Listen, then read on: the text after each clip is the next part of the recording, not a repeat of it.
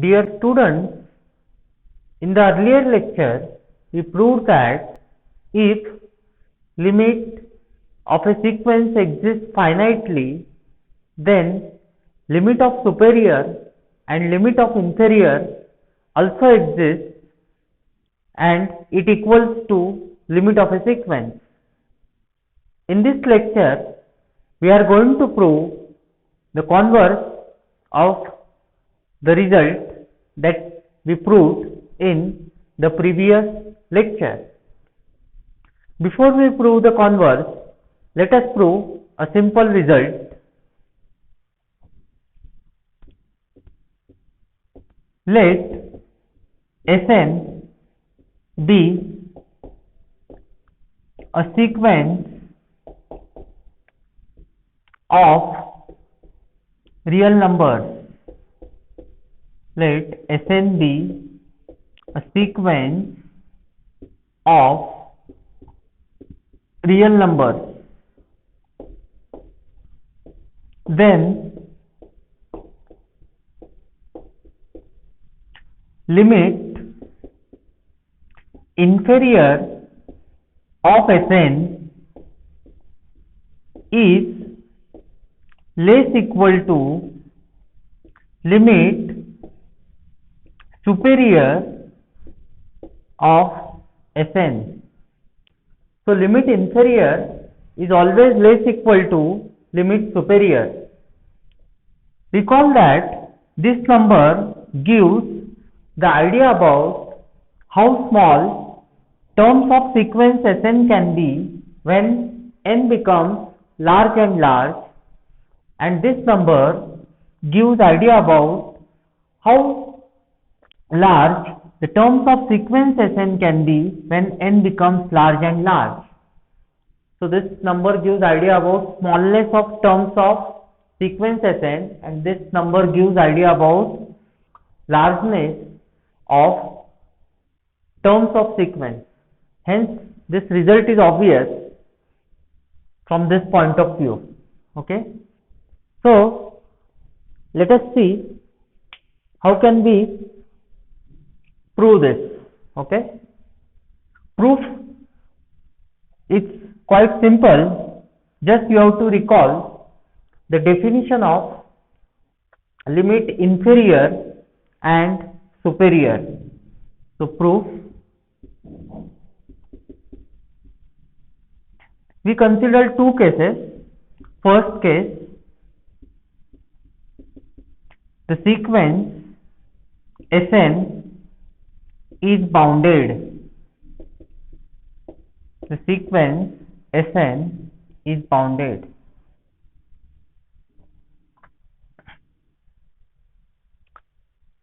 For each n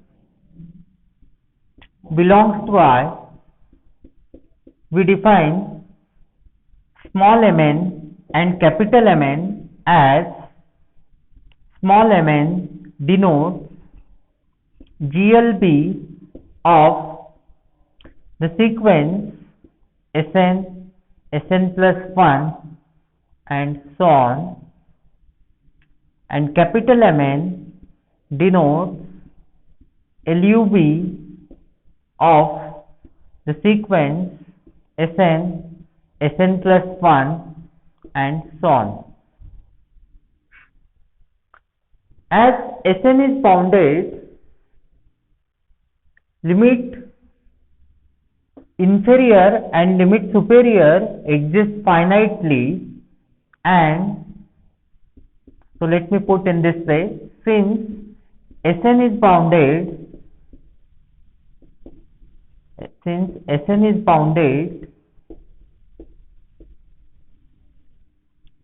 the sequences Mn and capital Mn, they are also bounded,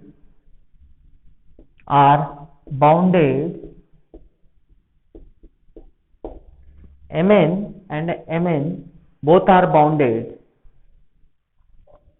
So These are monotone sequence, and by definition of limit inferior and limit superior, in case you don't get this, I'll request you to refer to the video in which we have defined limit inferior and limit superior.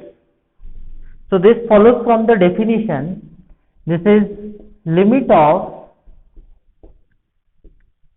Mn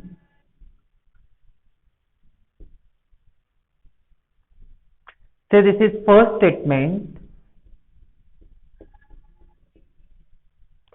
Similarly, limit superior of Sn equals to limit of capital M n as n tends to infinity. This is again from definition of limit superior. Say this is second. And this limit exists finitely because these sequences Mn and capital Mn are monotone and bounded, hence this limit exists finitely. Again use the basic result. This simple relation for bounded sets we are using quite often. You remember this simple statement, lower bound is always less equal to greatest lower bound, greatest lower bound is always less equal to least upper bound, and least upper bound is always less equal to upper bound. So here we are using greatest lower bound is less equal to least upper bound, that is Mn is always less equal to Mn. So it is clear that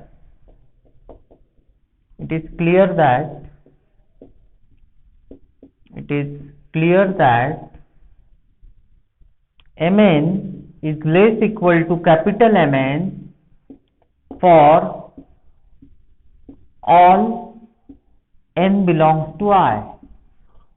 For all n belongs to I. Hence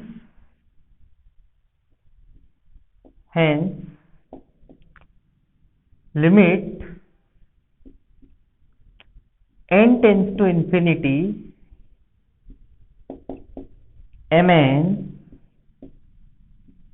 is less equal to limit n tends to infinity capital Mn, and so from first and second we can write limit inferior of Sn is less equal to limit superior of Sn. So we are done in first case when the sequence Sn is bounded. Second case,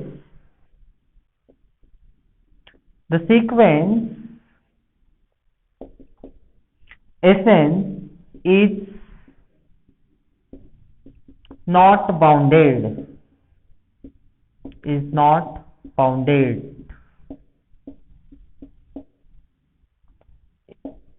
In this case, there are two possibilities or three possibilities. In this case, Sn is not lower bounded or not upper bounded. At least one of these is true. It is not upper bounded or not lower bounded. Note that this OR in mathematics is always inclusive OR. So it includes the possibility that sequence Sn is neither lower bounded nor upper bounded. So overall there will be three possibilities. Sn is not lower bounded but it is upper bounded.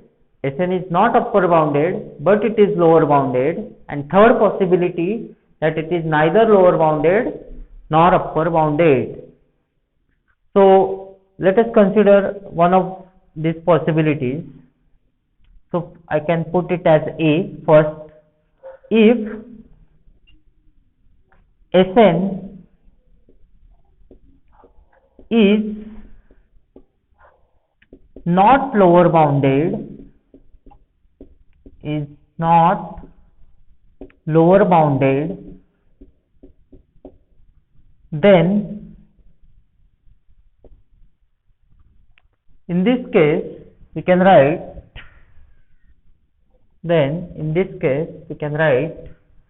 limit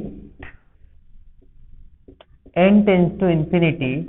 You refer to the definition of inferior of Sn, and if Sn is not lower bounded, in that case inferior of Sn is defined as minus infinity, and which will be clearly less equal to limit superior of Sn. So this is first possibility in second case. Now second possibility B is, if Sn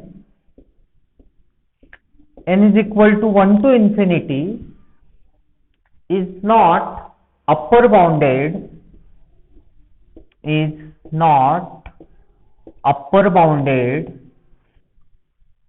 then is not upper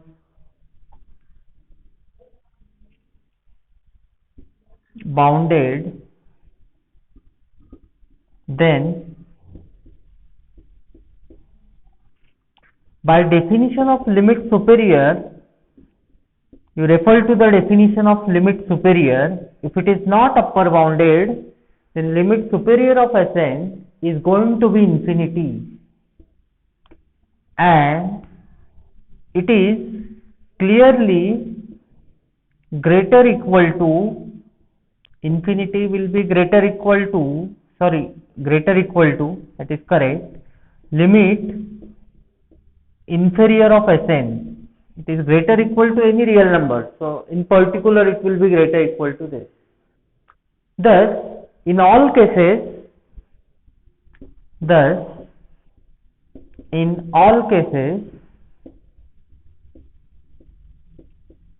we have limit inferior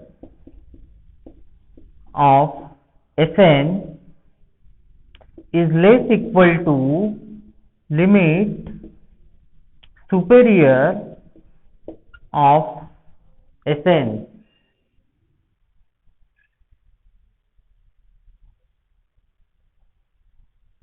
So this completes the proof of our desired result.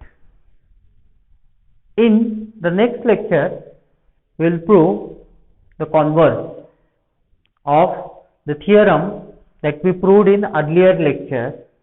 In earlier lecture, we proved that if sequence is convergent,